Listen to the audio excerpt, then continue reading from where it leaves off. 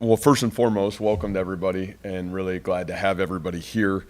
I want to talk a little bit about our football team. I would address a couple things and then certainly open it up for questions. I would just say from our end, two practices into fall camp already. This is, purposely wanted to kind of get in fall camp so I could talk about some of our players as we get into this with you guys. But 2 days into fall camp, what I would just say from my end is 11th year being a head football coach, 11 years in, going into my 12th season. And quite honestly, for the last 6 months, what I've witnessed from what was a very young football team a year ago is just been this unbelievable passion to grow forward.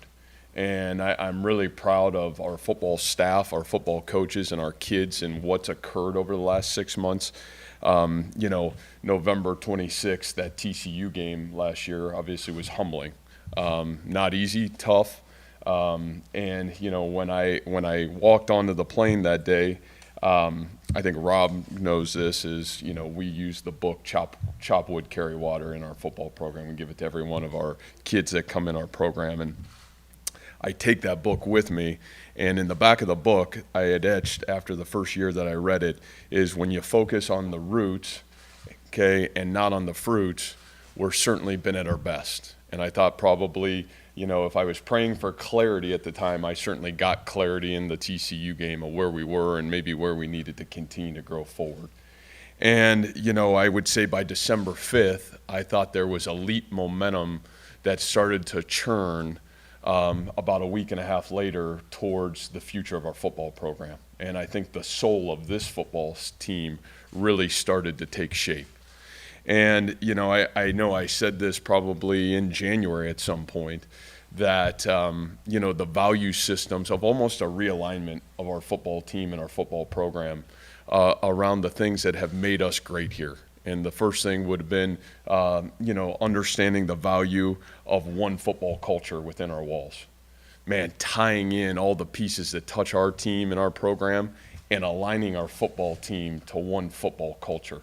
I would say number two is competitive excellence. You lose young football team and you lose 7 games in the last possession of the game. And those of you that covered us, that's not easy to probably cover. And as the head coach, it's not easy to watch.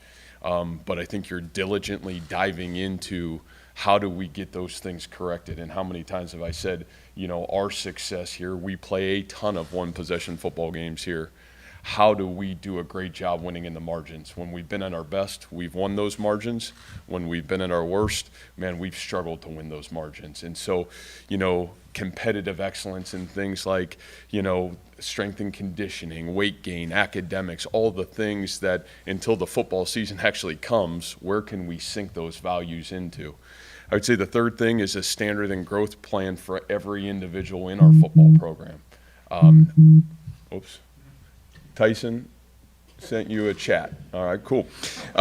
Standards and growth plan, though, for everybody in our football program. And, my ask was everybody that touches our program and serves our kids academically, physically, nutritionally.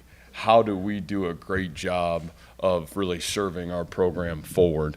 And then the last thing is 10 strong. There are 10 position groups going into every season.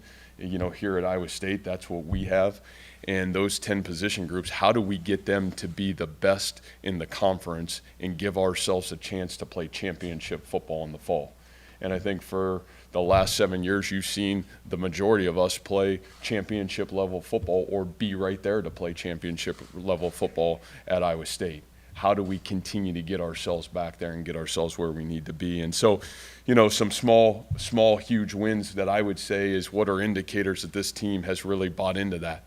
We had our greatest academic semester in the spring that we've ever had here, a team GPA of a 3.22. Our cumulative GPA here is a 3.18 GPA. Our kids' investment into doing right, again, great leadership in those areas here at Iowa State, but our kids buy into those value system. I think as you see our football team continue to grow forward this year, and man, you'll get to see some of our guys today, and as the weeks come and as soon as we get out, and play in the fall, man, our football team in average strength and weight gain of 8 pounds per kid. You know, the outliers, you're talking about some kids adding up to 20, 25 pounds of weight gain.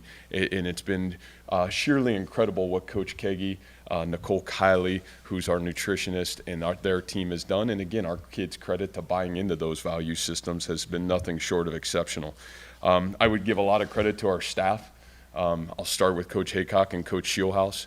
You're talking about ushering in some new faces for maybe the first time where we've really had some new faces come on board. I think those new faces have been a great sense of energy, positivity. You're talking about all these new faces coming from programs that have had elite success.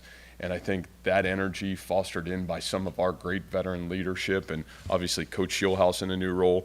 Coach Haycock continues to do a great job leading the way. Really proud of what that group looks like. And really all of this kind of came together really last Saturday. And last Saturday we were able to take our football team to Wildwood Hills Ranch. We had a 48-hour retreat. And, you know, we had a great speaker. We had a great opportunity to be together. And then on Saturday, served about 100 young people at Wildwood Hills Ranch. And I think one of the things I've always loved about our football team is the ability to understand the value of give more than you take, and this ability to serve others and understand that it is really special to play at Iowa State. And one of the great things about playing here is you can use your platform to make a difference in the lives of other people. And so, you know, what I would tell you is there is a lot of energy. There's a lot of momentum in our walls. We're really, really excited to get going with the football season. This group has certainly earned the right to get to fall camp and get themselves ready for the great opportunities that lie ahead this football season. Now, I know all of you certainly would have questions today on sports gambling. I know that's been a hot topic, believe me, in this state and certainly in our football program. You know, I understand those questions that you guys would have, but what I would tell you is obviously this is an ongoing NCAA and an ongoing legal investigation. I'm empathetic to you guys because I know all of you have a job to do, and I get it. Okay. I'm also empathetic to the young people in our families that are going through some of this. And the reality of it is we just are not allowed to talk about any of those things to you. So from that end, I apologize. I know I've heard, man, some people are frustrated because today is different. Today is a little bit different. And again, I won't apologize for it. I think today was going to be different no matter what was going to happen because this is a young team, a new staff in a lot of ways. You know, I felt like one thing I still feel like is guys have to deserve and earn the right to be up in front of you. And this is such a young team that we got so many faces that I think hopefully throughout the next couple weeks I can bring some of those faces to you and some of those people to you and certainly our staff, and we will certainly absolutely do that. But, you know, today what we do have with our players are some of our veterans and our players. Offensively, obviously tight end Easton Dean, offensive lineman Jared Hufford, wide receiver Jalen Knoll. On the defensive side, it's TJ Tampa, it's Bo Freiler, and obviously it's Gary Vaughn. And then, you know, from a special teams defensive aspect of it, a guy that's been maybe one of the best special teams players in the Big 12 and certainly is really coming on at the defensive spot as well, is Darian Porter. And so I wanted to make sure offensively, defensively, special teams, we're talking about football and getting to see and hear some of our guys. And like I said, I can promise you, and again, I know sometimes this media day has been bigger or different. We will have our coaches in front of you. We will have our players over the course of the next couple weeks in front of you. But I want to kind of make sure we handle today the right way and continue to move ourselves forward.